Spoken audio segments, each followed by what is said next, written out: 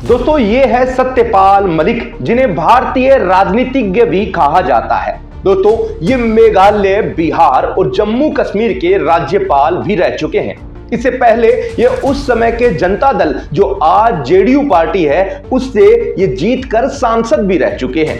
यही नहीं, इसके अलावा ये समाजवादी पार्टी से भी चुनाव लड़कर हार का सामना देख चुके हैं। आखिर इतने बड़े बड़े ओहदों पर रहने वाले सत्यपाल मलिक पर अब ये भ्रष्टाचार के आरोप क्यों लगे हैं, क्यों इनके घर सीबीआई ने छापा मारा है। आज आपको बताएंगे कि आखिर कितने करोड़ रुपए के भ्रष्टाचार का आरोप सत्यपाल मलिक पर लगा है और क्यों लगा है, जबकि सरकार भारतीय जनता पार्टी की है। तो आज चर्चा करेंगे इस वीडियो में इसी टॉपिक के बारे में। तो जल्दी से चैनल को सब्सक्राइब करें और इस वीडियो को अपनों तक शेयर जरूर कर देना। इसीलिए तो कहते हैं ना कि गोगिलियो चैनल को सब्सक्राइब आप कर लेंगे तो सारी सच्चाई आपको समय पर ही पता रहेगी। दोस्तों सीबीआई ने 22 फरवरी को सत्यपाल मलिक के गुड़गांव, बागपत और दिल्ली के कुछ ठिकानों पर छापेमारी कर दी। ये छापेमारी की जा रही है जम्मू कश्मीर में चिनाब नदी के ऊपर बन रहे कीरू हाइड्रो प्रोजेक्ट, जो कि बिजली बनाने का प्रोजेक्ट है।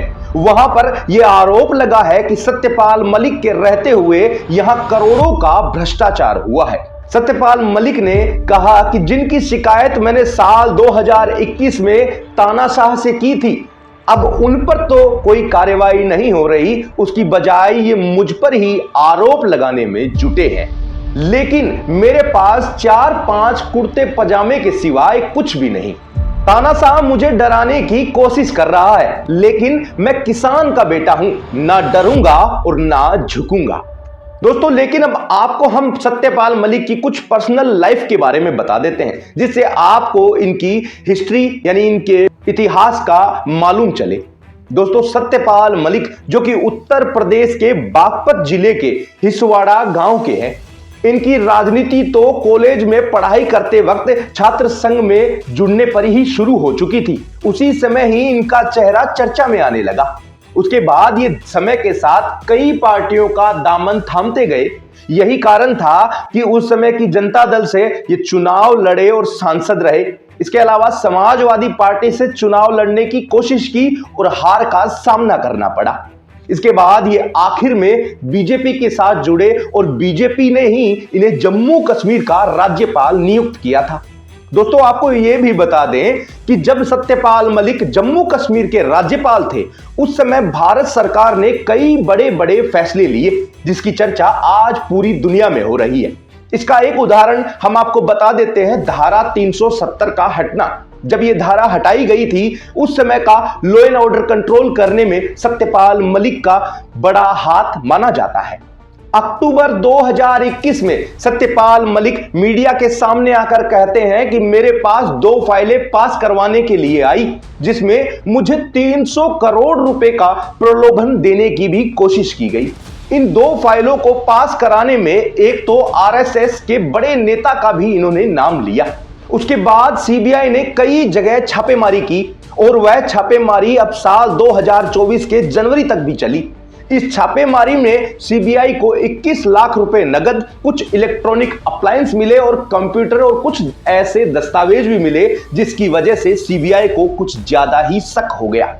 इसी बीच सीबीआई ने अनिल अंबानी की कंपनी और जम्मू कश्मीर में इस प्रोजेक्ट पर काम कर रही CVPPL, जिसमें जम्मू कश्मीर और भारत सरकार की हिस्सेदारी है। दोस्तों ये जो कंपनी है, ये साल 2011 में बनी, जिसे हम सरकारी कंपनी भी कह सकते हैं। इसके बाद सीबीआई ने अनिल अंबानी की कंपनी और जम्मू कश्मीर की कंपनी CVPPL के कुछ अधिकारियों पर भी केस दर्ज कर लिया। अब आपको बता देते हैं कि ये CVPPL नाम की जो कंपनी है, ये साल 2011 में बनी।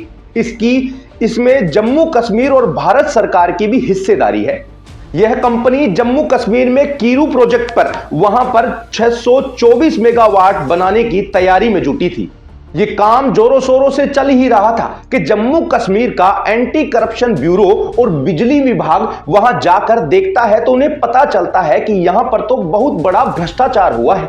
क्योंकि दोस्तों ये जो प्रोजेक्ट है, ये भारत सरकार ने 4000 करोड़ रुपए में तय किया और इस प्रोजेक्ट में जो काम हो रहा है उसकी क्वालिटी को देखते हुए साफ साफ ये अंदाजा लगाया जा सकता है कि इसमें जरूर करोड़ों रुपए का भ्रष्टाचार हुआ है, क्योंकि उस समय पर राज्यपाल सत्यपाल मलिक थे और इन्हीं के सिग्नेचर से यह प्रोजेक्ट आगे पास हुआ। इसलिए सीबीआई अब इनके ठिकानों पर भी जांच कर रही है। कुछ राजनेता तो इसे दूसरा मोड़ देने के लिए यह भी कह रहे हैं कि सत्यपाल मलिक ने किसानों के आंदोलन में खुलकर बात करी, इसीलिए भारत की नरेंद्र मोदी सरकार को यह अच्छा नहीं लगा, इसलिए सत्यपाल मलिक को किनारे कर सीबीआई से इन्हें परेशान किया जा रहा है ताकि ये कैसे भी करके फिर से इन्हीं के पाले में आ जाए। दोस्तों, लेकिन सीबीआई की रिपोर्ट अभी सार्वजनिक नहीं हुई है और ना ही इस पर कोई फैसला आया है। अब फैसला आने पर हमें पता चलेगा कि इसका असली जिम्मेदार कौन है। तो ये था पूरा मामला। उम्मीद है आपको पूरी जानकारी समझ में आ गई होगी। तो दोस्तों, फिर से एक बार और रिक्वेस्ट करते हैं कि चैनल को जरूर सब्सक्राइब कीजिए, वीडियो अगर अच्छा लगा हो तो इसे शेयर कीजिए और अपनी राय कमेंट में जरूर बताइए। तो फिर आज के लिए इतना ही, फिर मिलेंगे एक और नई जानकारी के साथ। लगातार देखते रहिए गोगिलियो। जय हिंद।